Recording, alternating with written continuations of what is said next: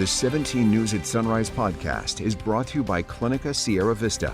Welcome back to the 17 News at Sunrise podcast, where we share your news on your schedule. Working in the spirit of the Golden Empire, this is 17 News at Sunrise. Good morning, everyone, and thanks for waking up with us on this Back to Work Monday morning. I'm Maddie Jansen alongside Tolly Anderson. All right, police say the man responsible for killing 10 people and wounding 10 more during a mass shooting in a predominantly Asian suburb of Los Angeles is now dead. Officials say he took his own life as SWAT team members surrounded his van just hours after the attack. Jay Gray reports from Monterey Park, California, near the scene of the deadly attack. Units requested, multiple victims, gunshot wounds. A spray of gunfire cuts through a packed Monterey Park dance club. The scene chaos as police first arrive. And my young officers did their job, searched for a suspect, and then came back and had to deal with the carnage that was inside. And it was extensive. 10 dead. 10 more wounded. The suspect, according to police, on the run, showing up at a similar ballroom in nearby Alhambra about 20 minutes later, where he's confronted by people inside the club.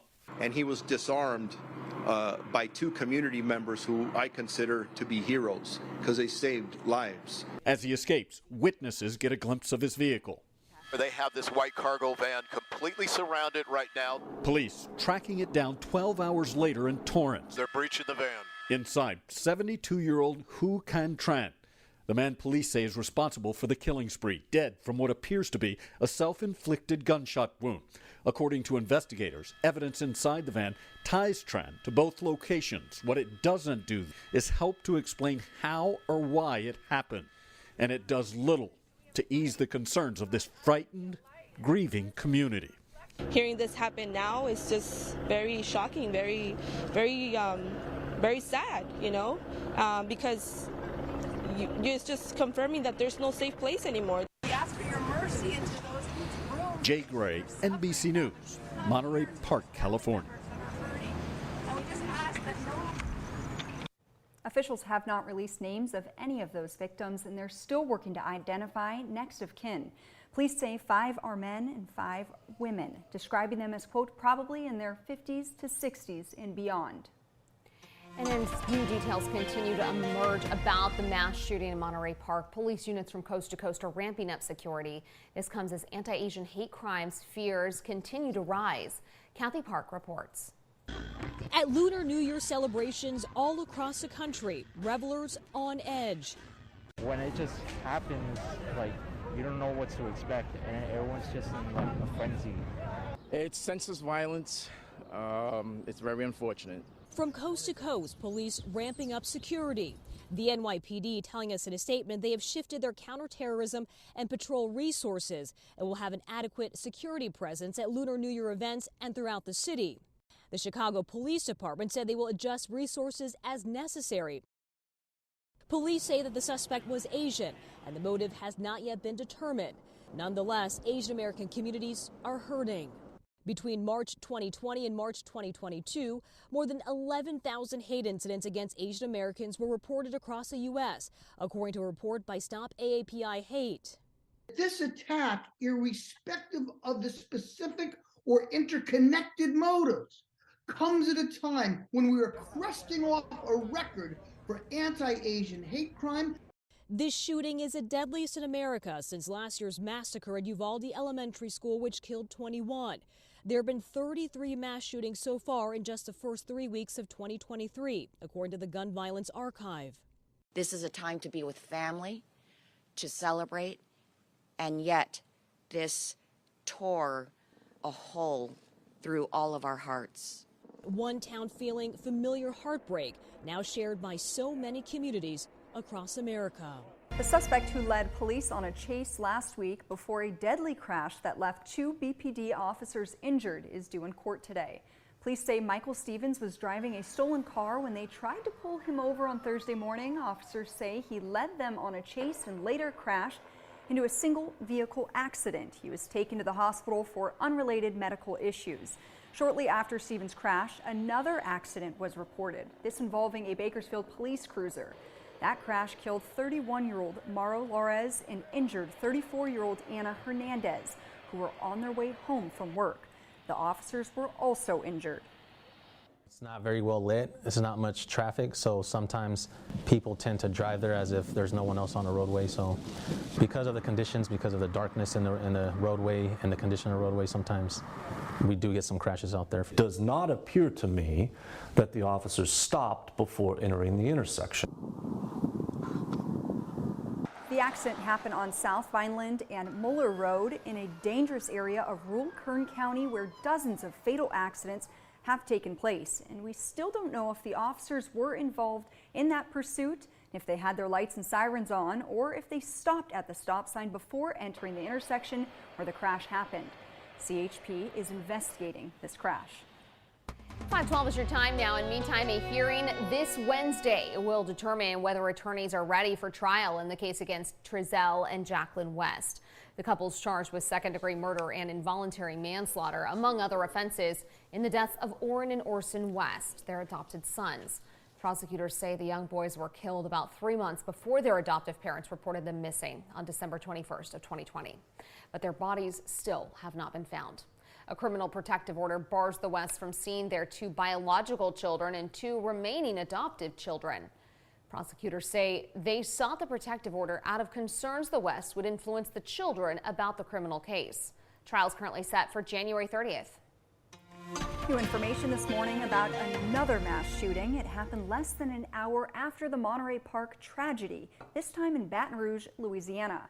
According to police, 2 groups of people got into a fight when multiple people pulled out firearms and began shooting. All 12 victims were taken to local hospitals by either ambulance or private car. 3 sustained life-threatening injuries and no arrests have been made, but police are gathering leads and are calling this a targeted attack. Another twist in the classified documents controversy surrounding President Biden. More documents were found after the FBI searched his Delaware home over the weekend. NBC's Bree Jackson has been following the document drama and has this report. Mr. President! A new round of criticism regarding President Biden's handling of sensitive government documents after an FBI search uncovered 6 additional items, including some with classified markings, at Mr. Biden's Delaware home Friday. Some go back as far as his time in the Senate. Clearly, he's become a serial classified document hoarder. Why did he have these? Who did he show them to? Administration officials say the latest search was prompted by the White House. The president's attorneys reached out to DOJ, offered access to the House, and it was provided. And so they wanted to do that as part of this ongoing process of getting them the information they need, making sure that no other materials were in the house. This is the 4th batch of classified documents found between 2 locations, President Biden's private residence and his former D.C. office. The total number remains unclear. A special counsel is investigating the matter, as are House Republicans. I think there are a lot of questions. Some Democrats say the president made a mistake and should own up to it. You just might as well say, listen, it's irresponsible. It was something that we should have had a better check and balance on. Others in the party say the issue is not a deciding factor for voters. I also don't think this is an issue that's keeping Americans up at night. I think they're worried about much more day-to-day things like inflation, prices at the pump, prescription drug prices. President Biden's team is vowing to fully cooperate with the Justice Department's investigation. And the Justice Department also sees notes that Mr. Biden had personally written as vice president. In Washington, I'm Bree Jackson for NBC News. Back here locally, today would have been KCSO's Deputy Philip Campus's 37th birthday. Campus was killed in the line of duty during a SWAT standoff in Wasco in July of 2021. The gunman, Jose Manuel Ramirez Jr., also killed his wife and 2 sons. Deputies later killed Ramirez as he fired toward them from the roof of the house. Campus was 35 at the time. He was described by Sheriff Youngblood as a star, an officer who ran toward gunfire. The Campus family is holding a fundraiser for the Philip Campus Scholarship Fund today at Salty's Barbecue on White Lane from 4 to 7 p.m. The fundraiser is sold out, but the public is still invited to come donate and pay their respects. 2023 is off to a busy start at the state capitol, where lawmakers have already begun drafting legislation on key issues facing California. Our Capitol correspondent Eitan Wallace spoke with Senate leaders from both sides of the aisle about their legislative priorities and the state's potential multi-billion-dollar budget shortfall. Well, homelessness, drought, water, those are just some of the issues legislators here at the state capitol hope to address this year. But they acknowledge doing so will not be easy, especially with the projected budget deficit top of mind. I'm incredibly optimistic. Optimistic is how Senate President pro tempore Toni Atkins says she's feeling about the year ahead. It's scheduled for Wednesday. The first woman and openly LGBTQ+ person to serve as Senate President pro tem, Atkins will soon mark 5 years in that role, now part of a legislature considered one of the most diverse in California history, thanks in part to a record 50 women. We are representative of all the diversity of California. So that's a new energy. A new energy in a legislature that now must address a new challenge in the form of a projected $22.5 billion deficit facing the state in the next fiscal year. Our hope is to avoid those kinds of serious cuts that we've had to deal with in the last decade. When I got to the legislature 12 years ago, $26 billion deficit. And then we had to make cuts. But she believes such serious cuts will be largely avoided this time because of action the state has taken, including more than $30 billion saved away for this type of scenario. I think we're better situated than we ever have been, despite all of the challenges. We have the highest reserves ever, so that our goal will be to protect our progress. Progress she hopes to make this year with investments on issues like housing and climate, including drought, floods, and wildfire mitigation.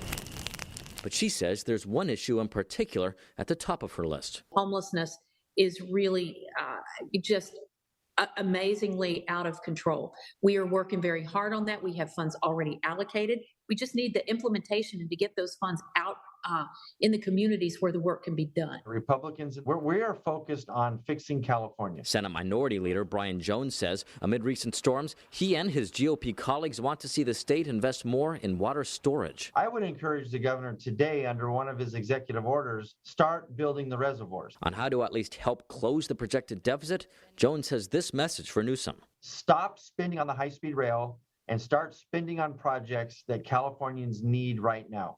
Roads, bridges, we had a $100 billion surplus last year, and we're swinging to a deficit in 1 year.